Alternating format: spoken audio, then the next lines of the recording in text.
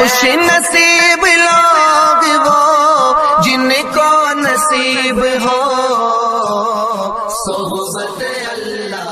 راہ ولی میں وہ تاثیر دیکھی، بدلتی ہزاروں کی تقدیر دیکھی۔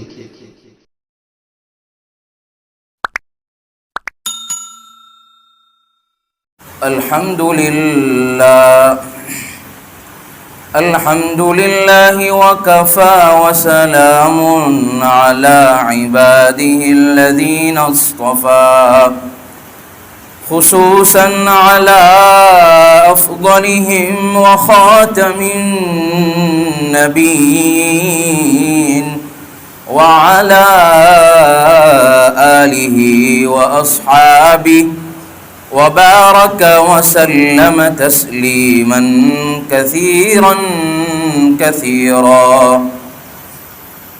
أما بعد فأعوذ بالله من الشيطان الرجيم، بسم الله الرحمن الرحيم، يا أيها الذين آمنوا استعينوا بالصبر والصلاة إن الله مع الصابرين، صدق الله مولانا العظيم۔ جو کرتا ہے تو چھپ کے اہل جہاں سے، کوئی دیکھتا ہے تجھے آسماں سے، کوئی دیکھتا ہے تجھے آسماں سے، کر لے توبہ ابھی بھی وقت ہے، پھر یہ نہ کہنا کہ حساب بہت سخت ہے۔ محبت سے عظمت سے درود پاک پڑھ لیجیے۔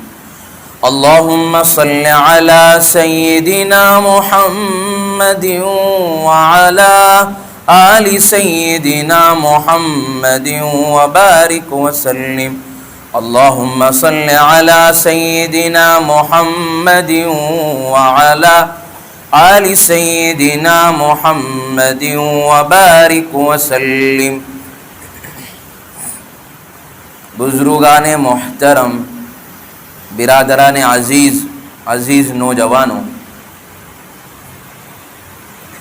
ابھی یہ ہمارا مہینہ محرم کا مہینہ ہے۔ پچھلا مہینہ ذی الحجہ کا تھا، اس میں حضرت ابراہیم علیہ السلام کی یادگار قربانی کا واقعہ پیش آیا تھا، اور ہم نے یہ بتلانے کی کوشش کی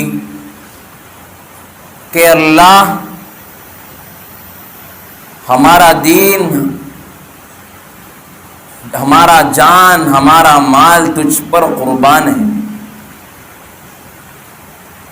اور ہم نے یہ بتانے کی کوشش کی کہ جب بھی دین کو ہمارے جان اور ہمارے مال کی ضرورت پڑے، ہم قربانی دینے کے لیے اور اپنے آپ کو قربان کرنے کے لیے تیار ہیں۔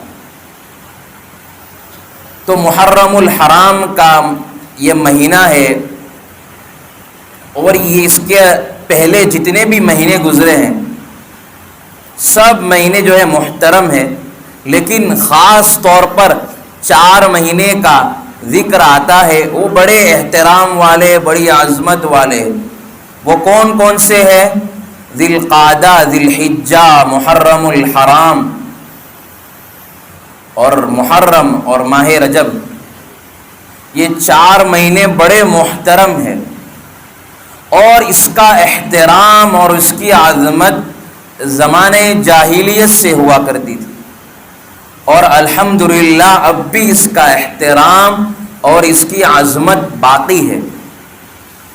تو محرم کے معنی ہوئے عظمت کے اور احترام کے ہوئے۔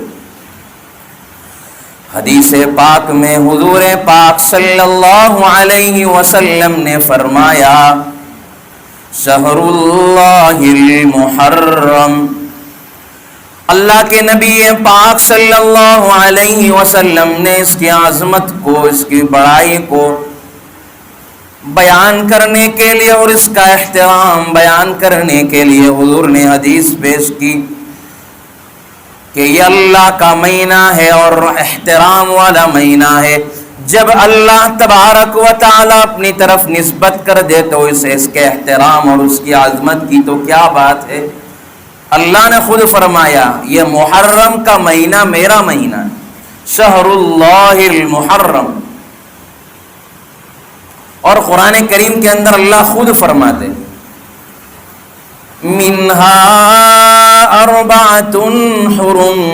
اللہ تبارک و تعالی فرماتے ہیں 12 مہینوں میں سے میں نے 4 مہینے بڑے احترام والے بنائے ہیں، ذی القعدہ، ذی الحجہ، محرم الحرام، ماہ رجب، اور اس کے اندر محرم کا مہینہ بھی آ گیا، اور ابھی جو دن گزر رہے یہ بھی بڑے احترام والے ہیں.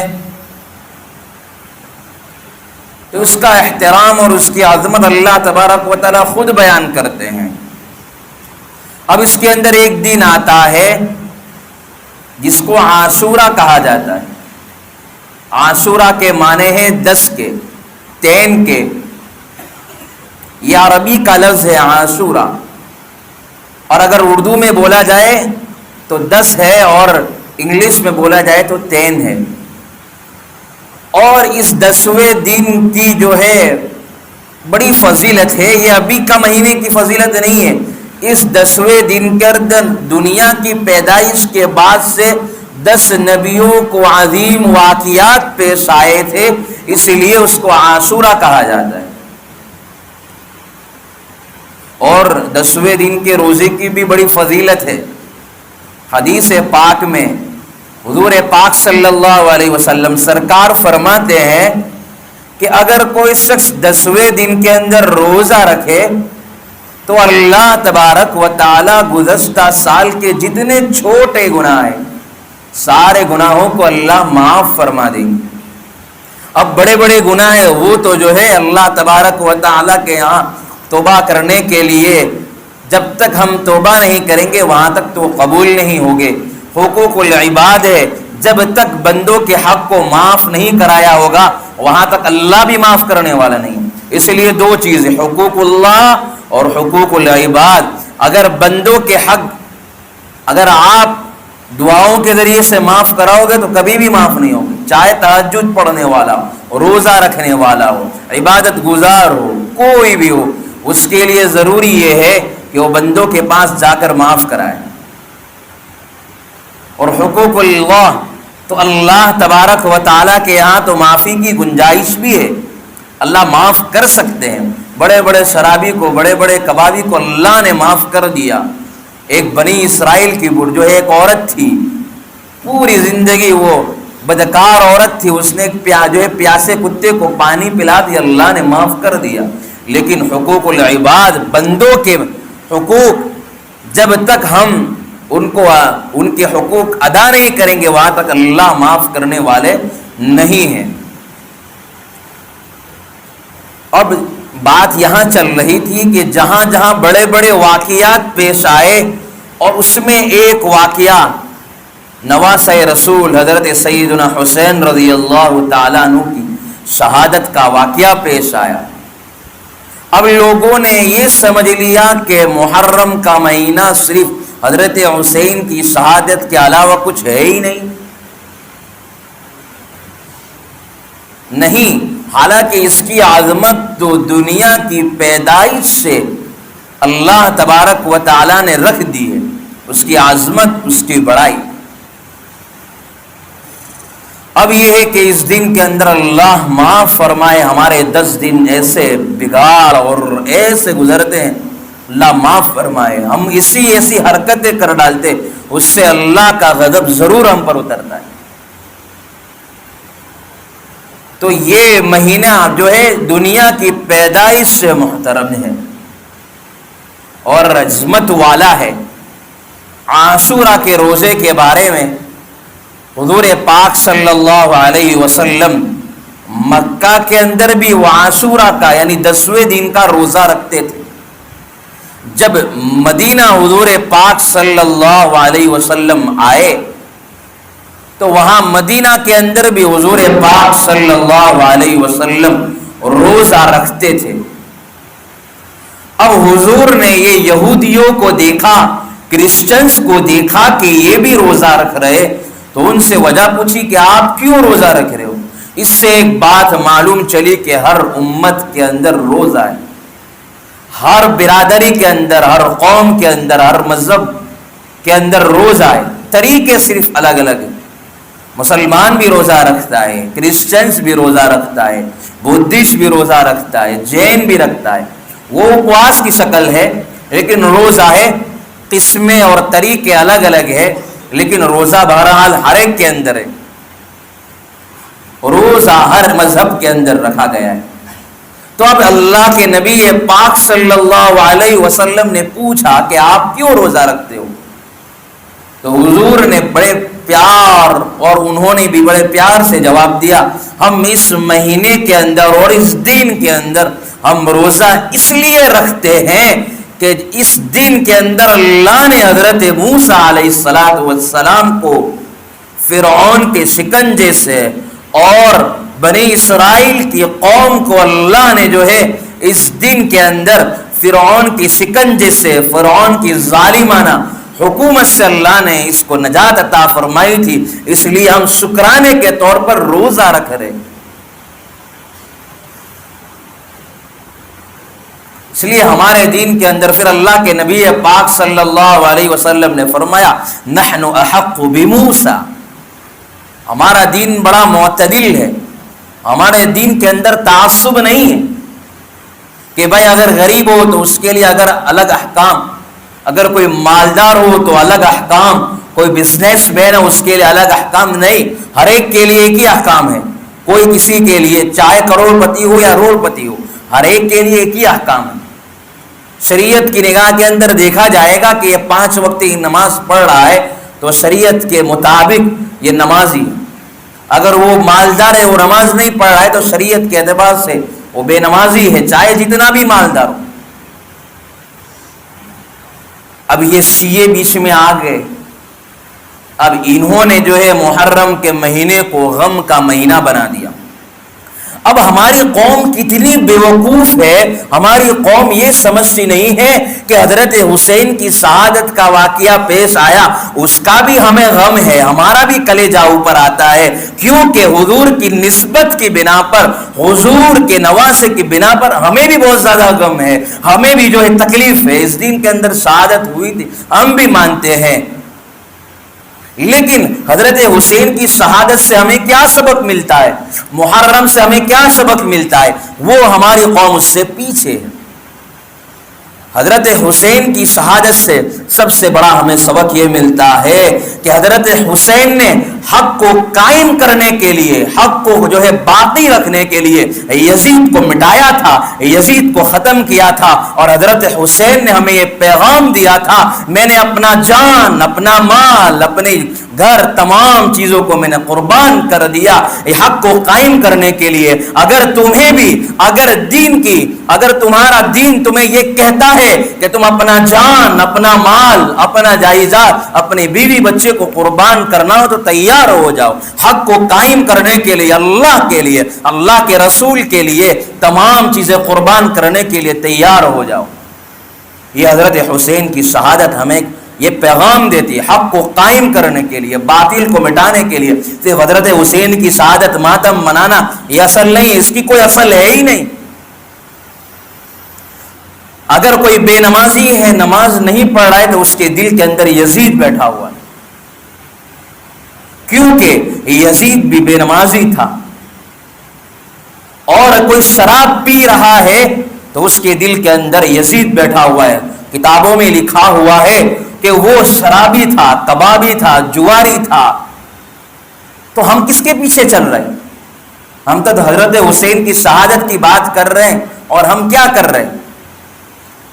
ہم تو یزید کو دل میں بٹھائے ہوئے ہیں. ہم بھی نماز نہیں پڑھ رہے, ہم بھی حج چھوڑ رہے ہیں, اور ہم جو شراب پی رہے ہیں, ہم جوا کھیل رہے ہیں, نہ جانے کیا کیا کر رہے ہیں. تو ہم تو جو ہے حضرت حسین کے ساتھ تھوڑی ہوئے، حضرت جو ہے وہ یزید کے ساتھ ہوئے. پاکستان کے اندر فرقہ ہے اور اس کو یزید کو حضرت یزید بھی کہتے ہیں. اس لیے ہم جو ہے حسینی بنے، یزیدی نہ بنے، اس سے سبق ملتا ہے. اور اللہ معاف کرے، تعزیہ منانا ہم یہ سمجھتے ہیں کہ یہ بڑا کام ہے. جو تعزیہ مناتا ہے ہم اس کو جو ہے یہ ایمان کا حصہ قرار دیتے ہیں، اس کو محبت کے اندر ہم یہ سمجھتے کہ یہ لوگ اللہ کے رسول کے، اللہ علیہ رسول کے سچے عاشق ہیں، حضور اور اہل بیت کے سچے عاشق ہیں. نہیں، یہ غلط ہے. تاریخ اٹھا کر دیکھ لو کہ جو تعزیہ منانے والے تھے وہ یزیدی تھے. حضرت حسن اور حضرت حسین کے جتنے بھی کربلا کے اندر ساتھی تھے ان کے گردن پر جو ہے تلوار ماری اور ان کی گردن کو کوفہ کے اندر لایا گیا اور پورے کوفہ کے اندر، پورے محلے کے اندر، پوری گلی کے اندر ان کو لے کر ڈھول تاشے لے کر وہ گھومے تھے.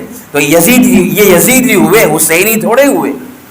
وہ حضرت حسن اور حضرت حسین کی شہادت کے ماتم پر انہوں نے، یزیدیوں نے ماتم بنایا تھا. انہوں نے جو ہے بڑے بڑے لوگوں کو جو ہے گردن پر سولی چڑھا کر ڈھول تاشے اور بینڈ باجے بنائے تھے اور انہوں نے نہ جانے کیا کیا حرکتیں کی تھی. اور ہم بھی اس کے پیچھے کام کر رہے. اللہ معاف کرے، اس دن کے اندر میں نے جو ہے کتابوں میں پڑھا اور جو عالم نے دیکھا تھا وہ کہہ رہا ہے کہ وہ دارو پی رہا ہے ایک شخص، یا حسین کی نعرے لگا رہا ہے. دوسرا جو جب تک اس کو شراب کا نشہ نہیں چڑھتا وہاں تک جو ہے دوسرا بھی پڑھ رہا ہے یا حسین کے نعرے لگا رہا ہے، تیسرا پڑھ رہا ہے. تو یہ کیا کام کر رہے ہیں؟ ہم کہاں جا رہے ہیں؟ تو حضرت حسین کی شہادت سے ہمیں دو سبق ملے کہ ایک جو ہے حق کو قائم کرنے کے لیے اور حق کو باقی رکھنے کے لیے ہمارا جان اور ہمارا مال قربان ہے. یہ حضرت حسین نے ہمیں سبق دیا. دوسری بات یہ کہ ماتم منانا، یہ ہم کیا ہے؟ حسینی ہے، ہم یزیدی تھوڑی ہے. اگر یہ کام کر رہے، تعزیہ مناتے ہیں تو ہم یزیدی ہوئے. اب یہ شیعہ بیچ میں آ گئے، انہوں نے محرم کے مہینے کو غم کا مہینہ قرار دیا. ہمارے راندیر کے ہمارے قاری صاحب، قاری عبدالرشید صاحب کہتے ہیں کہ میرے پاس ایک شخص آیا اور کہنے لگا، حضرت کیا اس مہینے کے اندر نکاح نہیں کر سکتے؟ اس مہینے کے اندر منگنی نہیں کر سکتے؟ فرمایا کہ کیوں نہیں بھائی، اس مہینے کے اندر جو ہے ہر کچھ کر سکتے ہیں، نکاح بھی کر سکتے ہیں، منگنی بھی کر سکتے ہیں. اس مہینے کے اندر آپ تمام دین کے کام کر سکتے ہیں. اس کو کس نے غم کا مہینہ بنا دیا؟ تو اب اس شیعہ لوگوں نے شیعت کو عام کرنے کے لیے حضرت حسین کی شہادت کو بڑھا چڑھا کر امت کے سامنے پیش کیا اور امت اس کو بہک گئی اور اس مہینے کی جو تعظیم تھی، اصل حقیقت، اس کو بھول گئی. اور اسلام میں حزن و ملال اور غم کا کوئی تصور ہے ہی نہیں، ماتم کا کوئی تصور ہے ہی نہیں. اگر غم اور حزن و ملال کا اگر تصور ہے تو اس کے اصول بھی ہے. وہ اصول آپ کے سامنے بیان کر دیتا ہوں تاکہ آپ کو معلوم چلے کہ غم کہاں منانا چاہیے اور ماتم کا کوئی تصور ہے ہی نہیں. شاہ ولی اللہ محدث دہلوی رحمت اللہ علیہ نے فرمایا کہ حزن و ملال اور غم کا جو ہے ایک طریقہ ہے، وہ میں آپ کے سامنے بیان کر دیتا ہوں.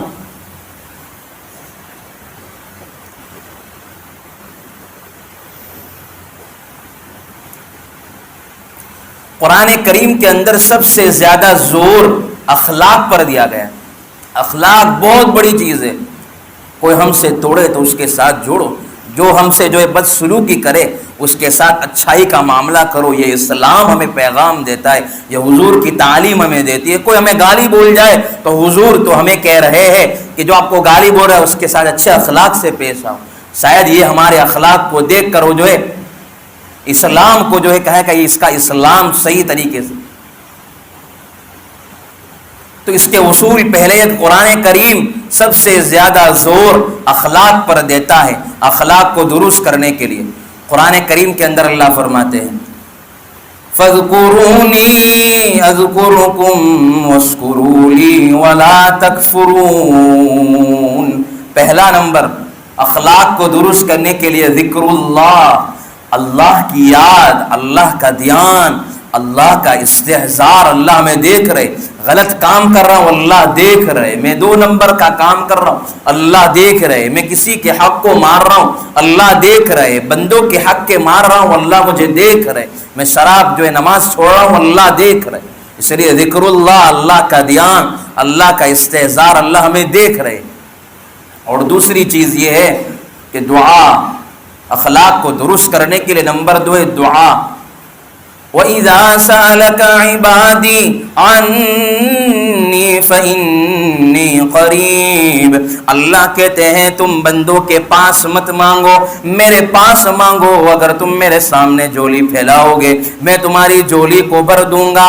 اگر تم دنیا والوں کے پاس مانگو کہ دنیا والے تمہیں ذلیل کر دیں گے.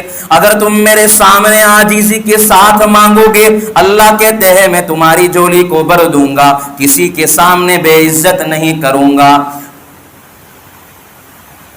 اس لیے اللہ کہہ رہے تم مجھ سے مانگو میں تمہاری دعاؤں کو ضرور قبول کروں گا. ادعونی استجب لکم, تم مجھ سے مانگو. فلیستجیبوا لی ولیؤمنوا بی لعلہم یرشدون. تم مجھ سے مانگو میں تمہاری حاجتوں کو, تمہاری ضرورتوں کو, تمہاری پریشانی کو تمام جو ہے پورا کر دوں گا, تمہاری حاجتوں کو پورا کر دوں گا. تیسری چیز یہ بیان کی کہ شکر, واشکروا لی ولا تکفرون. تم میری نعمتوں کا شکریہ ادا کرو, تم میری نعمتوں کی ناشکری نہ کرو. جب تم میری نعمتوں کے شکریہ بجا لاؤ گے تو میں تمہارے لیے تمام راستے, تمہارے لیے تمام نعمتوں کو میں پھیلا دوں گا. اور تم اگر ناشکری کرتے جاؤ گے تمہاری نعمتوں کو میں چھین لوں گا. اس لیے حزن و ملال اور اس کے جو ہے الگ الگ تصور ہے. ہم نے کیا ہے, اگر غم ہے تو شریعت نے بتایا کہ غم کہاں منانا چاہیے. 3 دن ہے تمام کے لیے, اللہ نے بیان کر دیا ہمیں کہ 3 دن آپ کو غم منانے. اگر کوئی کسی کا رشتہ دار کا انتقال ہو گیا ہے تو غم مناؤ, اور اگر بیوی کا شوہر انتقال کر گیا ہے تو آپ 4 مہینے اور 10 دن غم منا سکتے ہیں. اور کیا ہے یہ پیٹنا, اور جو ہے اگر اس مہینے کے اندر بھی اگر کوئی پیٹ رہا ہے, کوئی ماتم کر رہا ہے تو اس کے لیے بالکل درست ہے ہی نہیں. اور اسی طرح یہاں پر 4 مہینے اور 10 دن سوگ منانے کے لیے اور غم منانے کے لیے اللہ نے فرمایا, تو اس کے اندر بھی اگر کوئی پیٹتا ہے, اگر بیوی بھی پیٹتی ہے اپنے شوہر کو یاد کر کے, تو شریعت نے اس کو بالکل منع کر دیا, جائز نہیں ہے. ایک مرتبہ ایک عورت راستے سے جا رہی تھی, اس کے بیٹے کا انتقال ہو گیا. آپ کو حزن و ملال آپ کو بتا رہا ہوں حضور کیا کہہ رہے. ایک راستے کے اندر ایک عورت جا رہی تھی, وہ پیٹ رہی تھی اور اپنے بیٹے کو یاد کر کے رو رہی تھی. بیٹے کی قبر سامنے تھی. اس سے معلوم چلا عورتوں کو قبروں پر جانا اور عورتوں کو جو ہے فاتحہ پڑھنا اور ادھر ادھر جانا بالکل درست نہیں. اس لیے کہ اگر عورت جائے گی تو وہاں جا کر یہ کام کرے گی کہ لوگ اس کے پیچھے بھاگیں گے, اور شرارت قسم کے لوگ اس کے پیچھے بھاگیں گے, اور نظر کی حفاظت نہیں ہوگی, اور جو کام کرنے کے نہیں ہوں گے وہ بھی کام کر دیں گے لوگ, برائیاں جو پھیلے گی. اس لیے بالکل شریعت نے منع کر دیا. اس سے مسئلہ معلوم چلا, اور وہ رو رہی تھی قبر کے پاس اپنے بیٹے کی. حضور نے وہاں سے گزر ہوا. انبیاء کا ایک قانون ہوتا ہے, وہ قانون کیا ہے, انبیاء کرام اگر شریعت کے خلاف کوئی بات ہو رہی ہے تو وہ اس سے ڈرتے نہیں تھے, رکتے نہیں تھے, بالکل کہہ دیتے تھے. آج ہمارا طریقہ کیا ہو گیا کہ بھائی یہ رشتہ دار ہے, اگر میں اس کو کہہ دوں گا کہ یہ غلط کام کر رہا ہے تو میرے ساتھ رشتہ داری توڑ دے گا. آج ہمارے یہاں لوگوں کو برا بھی بہت جلدی لگ جاتا ہے کہ مجھے کون کہنے والا آ گیا. تو انبیاء کا اصول ہوتا ہے جہاں غلط کام ہوتا ہے فوراً ٹوک دیتے ہیں, چاہے رشتہ دار ہو, چاہے گھر والے ہو, چاہے پرایا ہو, کوئی بھی ہو, بتا دیتے تھے. تو حضرت محمد صلی اللہ علیہ وسلم نے کہا کہ بھائی تو کیوں رو رہی ہے, کہا کہ آپ کے لیے رونے کی اجازت نہیں ہے, آپ صبر کر. تو اس عورت نے غصے کے اندر تو نہیں, بلکہ اس نے اس کو دھیان نہیں تھا کیونکہ اپنے بیٹے کا انتقال ہو گیا تھا, تو اس غم کے اندر اس نے کہہ دیا آپ کو تھوڑی پتا ہے میرے بیٹے کا انتقال ہو گیا ہے, مجھ پر کتنی بڑی مصیبت آ گئی ہے. تو کہا کہ جاؤ اپنا کام کرو. تو حضور نے فرمایا ٹھیک ہے. بعد میں معلوم چلا کہ حضور گئے تھے اور حضور نے کہا تھا, تو عورت معافی مانگنے کے لیے آئی. تو حضور نے کتنی پیاری نصیحت کی کہ سب سے اہم چیز یہ ہے, صبر یہ ہے کہ جب تجھ پر پہلی مرتبہ مصیبت آئے, پہلی مرتبہ تجھے معلوم چلا کہ یہ حادثہ ہو گیا ہے, تجھے اس وقت دھچکا لگے, اس وقت تیرے دل کے اوپر اندر کوئی بوجھ گزرے, اس وقت صبر کرنا اصل صبر ہے. اس سے معلوم چلا کہ پہلا اصل صبر پہلی چیز ہے. تو یہ کہ جب پہلی مصیبت آئے ہم پر اس وقت ہمیں صبر کرنا ہے. اور آگے آپ کے سامنے بیان کرتا ہوں کہ دیکھو کہ یہاں جنگ موتا کے اندر جعفر ابن طیار کا انتقال ہو گیا. اب جو ہے دوسرے صحابہ کا بھی انتقال ہو گیا. لوگ رونے لگے, حضور بھی رونے لگے. اس سے معلوم چلا رونا برا نہیں ہے, رو سکتے ہیں, فطری چیز ہے.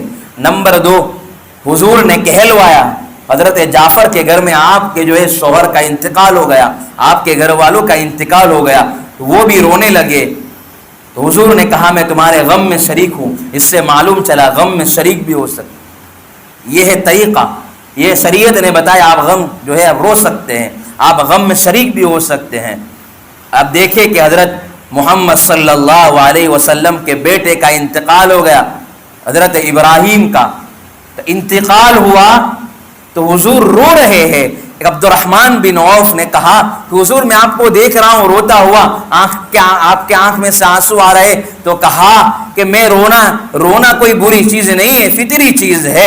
غم منانا اور دوسرے کے پیٹنا اور اپنے آپ کو ملامت کرنا یہ درست نہیں ہے, اور رونا تو فطری چیز ہے. اور فطرت اسلام, اور اسلام جو ہے فطرت کو بدلتا کبھی نہیں ہے. تو بات یہاں ہے کہ ایک پوری بات کا ہمارا خلاصہ یہ نکلا کہ حضرت حسین کی شہادت کا ہمیں بھی غم ہے, ہمارے منہ پر بھی کلیجہ آتا ہے.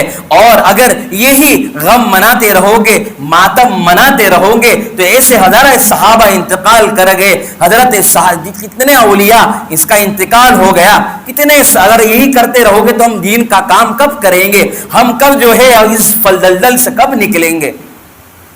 ہمیں تو اللہ نے جو ہے اپنے دین کے لیے, اپنے دین کی خدمت کے لیے جد و جہد کرنے کے لیے, دین کس طرح پھیل جائے, کیسے ایک شرابی اللہ کی طرف آ جائے, تو بچھڑے ہوئے بندوں کو جو ہے اللہ کی طرف کون لے کر آئے, بے طلبوں کے اندر جو ہے طلب کون پیدا کرے. یہ اللہ نے ہمیں اس لیے بھیجا ہے. وہ شرابی ہے, کبابی ہے, اس کو حکمت سے, اس کو پیار سے سمجھا کر مسجد کی طرف کون لائے. اس لیے اللہ نے ہمیں بھیجا, یہ ماتم بنانے کے لیے ہمیں تھوڑی بھیجا ہے.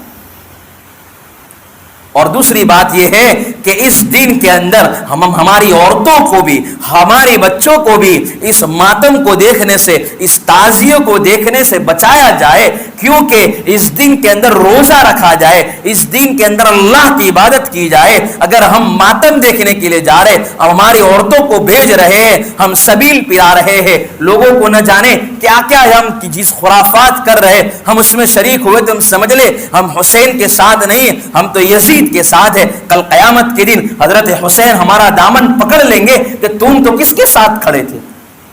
اس لیے دو بات معلوم چلی کہ ہم جو ہے محرم کے مہینے کے اندر, اس مہینے کے اندر شادی بھی کر سکتے ہیں, اس مہینے کے اندر آپ تمام چیزیں کر سکتے ہیں. شریعت کے خلاف جو کام ہے وہ نہیں کر پائیں گے, بلکہ شادی بیاہ منگنی تمام چیز کر سکتے ہیں. اور دوسری چیز, اگر آپ کو اس دن کا اور اس مہینے کا غم ہے, حضرت حسین کا غم ہے, تو ہمیں بھی غم ہے, ہمارا بھی کلیجہ منہ کو آتا ہے, ہمیں بھی جو ہے دکھ ہے, حضور کی نسبت کے بنا پر ہمیں بھی غم ہے. اس لیے اس مہینے کے اندر ان تمام خرافات سے بچیے, اللہ کو ناراض کرنے والے کام نہ کیجیے. اللہ ہمیں صحیح معنوں کے اندر جو ہے ہمیں محرم کی حقیقت کو سمجھا دے. محرم کا مہینہ کیا ہے, اس لیے ہم پوچھے, ہم اپنی طرف سے کوئی کام نہ کرے, اللہ کو ناراض کرنے والے کوئی کام نہ کرے, جو کام کے لیے اللہ نے بھیجا ہے اس کام میں لگے. وآخر دعوانا ان الحمدللہ رب العالمین. صلی